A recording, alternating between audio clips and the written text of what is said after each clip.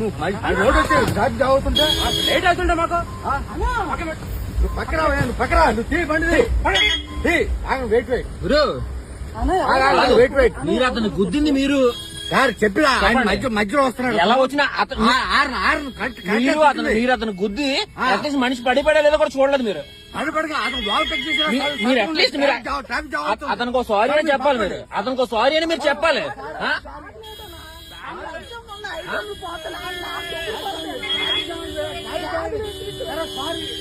sorry కాదండి,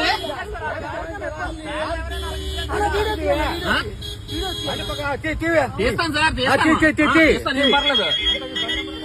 రాసుకోరు